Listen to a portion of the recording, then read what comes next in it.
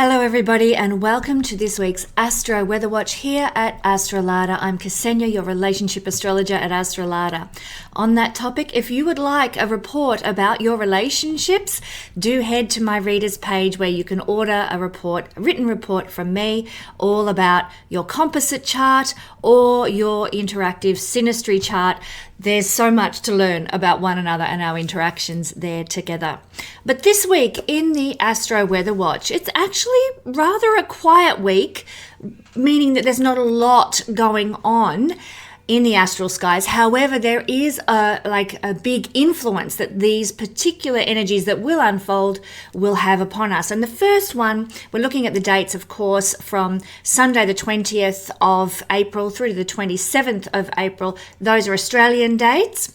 And on the 21st, so Monday in Australia, Sunday in most other parts of the world, 21st of April, we're going to be having the Sun in a square aspect to Mars. Now, this happens twice a year, roughly, and it is a fiery energy. Ouch. You know, it's really a bit of a standoff, a tense energy that may not feel like much fun on the 21st.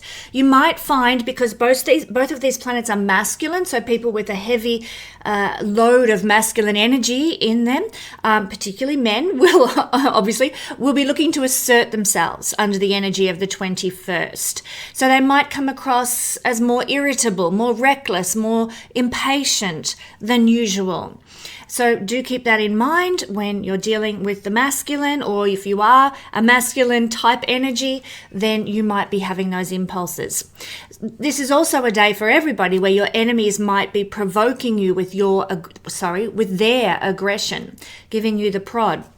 So defensiveness is also another hallmark of this standoff between Mars and the Sun, because our ego is getting poked and we might have to protect our goals and aspirations from negative personal attacks. Big warning to everybody out in the social media landscape, because that's obviously where a lot of that sort of thing goes on, but it can happen in personal interactions as well. In the physical realm, your muscles might ache and you might find that your usual exercise routines feel really heavy and blocked. You know, when you go to the gym and everything just feels like lead, you know? So keep it gentle around the 21st of April. If you need to see a physio or a masseur for sore ligaments, that's fine. And another way we can deal with this is to seek healthy sexual release for some of the tensions where appropriate. Now, on the 21st of April, this is the same day as Mars-Sun square, we are going to be having Saturn in a conjunction with the North Node of the Moon.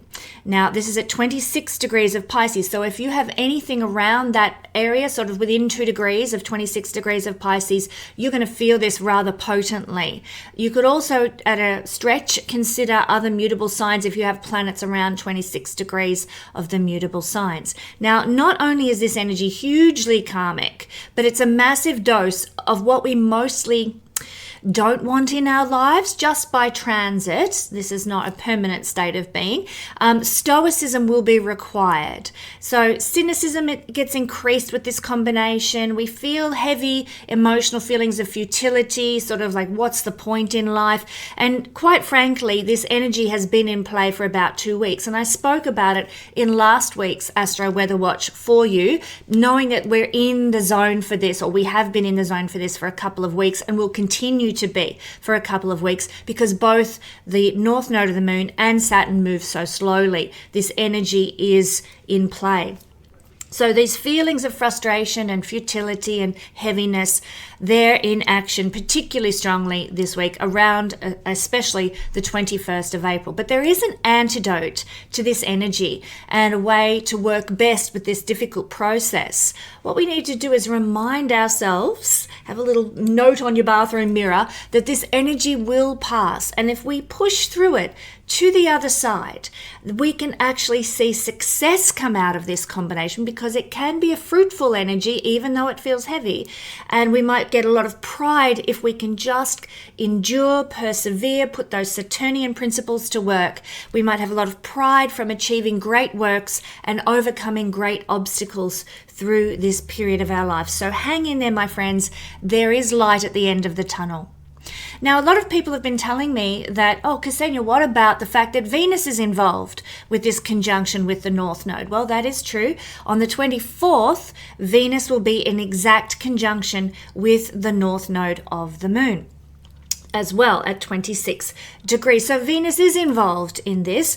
In ancient times, a conjunction of Venus and Saturn was actually considered very auspicious for occult workers, people who are astrologers or herbalists or dealing with sort of hidden practices that were not mainstream knowledge. So we might find that there is a growth in that field, that there is positivity in that field. We might find that people who are working in those occult industries might actually have a lot of success around this time, because the North Node of the Moon, Rahu as he's called, is hungry for more. So we're going to be hungry for more occult information, and those working in those fields might achieve more worldly success to some degree.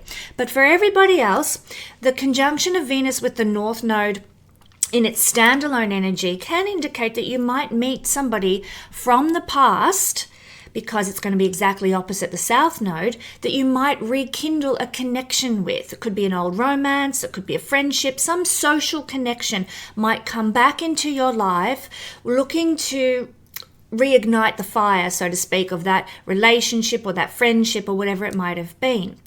It could even be that some of you might meet a love from a past life, like a literal past life experience.